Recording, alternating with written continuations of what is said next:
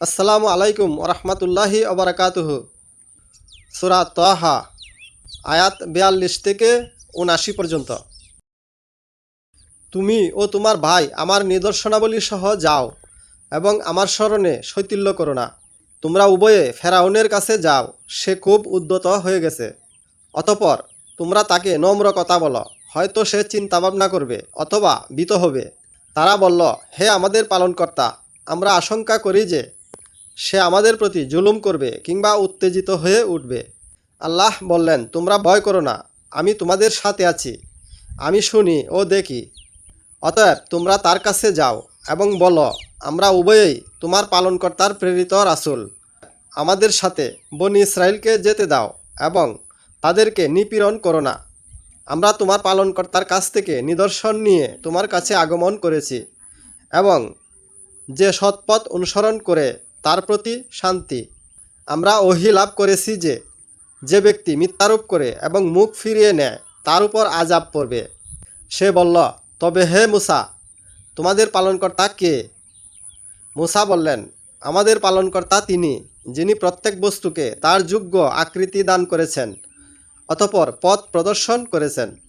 ফেরাউন বলল, তাহলে অতীত যুগের লোকদের অবস্থা কি? মুসা বললেন, তাদের কবর আমার পালনকর্তার কাছে লিখিত আছে। আমার পালনকর্তা ভ্রান্ত হন না এবং বিস্মৃতও হন না। তিনি তোমাদের জন্য পৃথিবীকে সজ্জা করেছেন এবং তাতে চলার পথ করেছেন। আকাশ থেকে বৃষ্টি বর্ষণ করেছেন এবং তা দ্বারা আমি বিভিন্ন প্রকার উদ্ভিদ উৎপন্ন করেছি। তোমরা আহার করো এবং তোমাদের চতুষ্পদ জন্তু চরাও। নিশ্চয়ই এতে বিবেকবানদের জন্য নিদর্শন রয়েছে। এ মাটি থেকেই আমি তোমাদেরকে সৃজন করেছি, এতেই তোমাদেরকে ফিরিয়ে দিব এবং পুনরায় এ থেকেই আমি তোমাদেরকে উত্থিত করব। আমি ফেরাউনকে আমার সব নিদর্শন দেখিয়ে দিয়েছি, অতপর সে মিথ্যা আরোপ করেছে এবং অমান্য করেছে।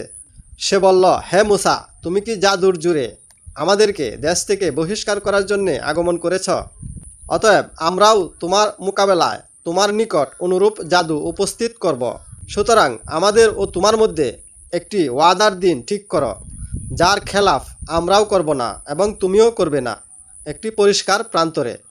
মুসা বলল, তোমাদের ওয়াদার দিন উৎসবের দিন এবং পূর্বাহ্নে লোকজন সমবেত হবে। অতপর ফেরাউন প্রস্থান করল এবং তার সব কলাকৌশল জমা করল, অতপর উপস্থিত হল। মুসা আলাইহিস সালাম তাদেরকে বললেন, দুর্ভাগ্য তোমাদের, তোমরা আল্লাহর প্রতি মিথ্যা আরোপ করো না, তাহলে তিনি তোমাদেরকে আযাব দ্বারা ধ্বংস করে দেবেন। যে মিথ্যা উদ্ভাবন করে সেই বিফল মনোরথ হয়েছে। অতপর তারা তাদের কাজে নিজেদের মধ্যে বিতর্ক করল এবং গোপনে পরামর্শ করল। তারা বলল, এই দুইজন নিশ্চিতই জাদুকর। তারা তাদের জাদু দ্বারা তোমাদেরকে তোমাদের দেশ থেকে বহিষ্কার করতে চায় এবং তোমাদের উৎকৃষ্ট জীবন ব্যবস্থা রহিত করতে চায়। অতএব তোমরা তোমাদের কলাকৌশল সুসংহত করো, অতপর সারিবদ্ধ হয়ে আসো। আজ যে জয়ী হবে সেই সফলকাম হবে। তারা বলল, হে মুসা, হয় তুমি নিক্ষেপ করো, না হয় আমরা প্রথমে নিক্ষেপ করি। মুসা বললেন, বরং তোমরাই নিক্ষেপ করো। তাদের জাদুর প্রভাবে হঠাৎ তার মনে হলো যেন তাদের রশ্মিগুলো ও লাঠিগুলো ছুটাছুটি করছে। অতপর মুসা মনে মনে কিছুটা ভীতি অনুভব করলেন। আমি বললাম, ভয় করো না, তুমি বিজয়ী হবে। তোমার ডান হাতে যা আছে তুমি তা নিক্ষেপ করো। এটা যা কিছু তারা করেছে তা গ্রাস করে ফেলবে। তারা যা করেছে তা তো কেবল জাদুকরের কলাকৌশল। জাদুকর যেখানেই থাকুক সফল হবে না। অতপর জাদুকররা সেজদায় পড়ে গেল। তারা বলল, আমরা হারুন ও মুসার পালনকর্তার প্রতি বিশ্বাস স্থাপন করলাম। ফেরাউন বলল, আমার অনুমতি দানের পূর্বেই তোমরা কি তার প্রতি বিশ্বাস স্থাপন করলে? দেখছি সেই তোমাদের প্রধান, সে তোমাদেরকে জাদু শিক্ষা দিয়েছে।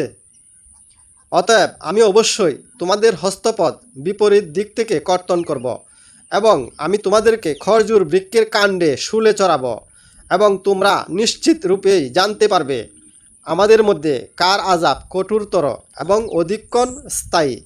জাদুকররা বলল, আমাদের কাছে যে সুস্পষ্ট প্রমাণ এসেছে তার উপর এবং যিনি আমাদেরকে সৃষ্টি করেছেন তার উপর আমরা কিছুতেই তোমাকে প্রাধান্য দেব না। অতএব তুমি যা ইচ্ছা করতে পারো। তুমি তো শুধু এই পার্থিব জীবনেই যা করার করবে। আমরা আমাদের পালনকর্তার প্রতি বিশ্বাস স্থাপন করেছি যাতে তিনি আমাদের পাপ এবং তুমি আমাদেরকে যে জাদু করতে বাধ্য করেছ তা মার্জনা করেন। আল্লাহ শ্রেষ্ঠ ও চিরস্থায়ী। নিশ্চয় যে তার পালনকর্তার কাছে অপরাধী হয়ে আসে তার জন্য রয়েছে জাহান্নাম, সেখানে সে মরবে না এবং বাঁচবেও না। আর যারা তার কাছে আসে এমন ইমানদার হয়ে যায়, সৎকর্ম সম্পাদন করেছে, তাদের জন্য রয়েছে সুউচ্চ মর্তবা। বসবাসের এমন পুষ্পোদ্যান রয়েছে যার তলদেশ দিয়ে নির্ঝরিণীসমূহ প্রবাহিত হয়। সেখানে তারা চিরকাল থাকবে। এটা তাদেরই পুরস্কার যারা পবিত্র হয়। আমি মুসার প্রতি এই মর্মে ওহী করলাম যে আমার বান্দাদেরকে নিয়ে রাত্রি যুগে বের হয়ে যাও এবং তাদের জন্য সমুদ্রে শুষ্ক পথ নির্মাণ করো। পেছন থেকে এসে তোমাদেরকে ধরে ফেলার আশঙ্কা করো না এবং পানিতে ডুবে যাওয়ার ভয় করো না। অতপর ফেরাউন তার সৈন্যবাহিনী নিয়ে তাদের পশ্চাদ্ধাবন করল এবং সমুদ্র তাদেরকে সম্পূর্ণরূপে নিমজ্জিত করল। ফেরাউন তার সম্প্রদায়কে বিভ্রান্ত করেছিল এবং সৎপথ দেখায়নি।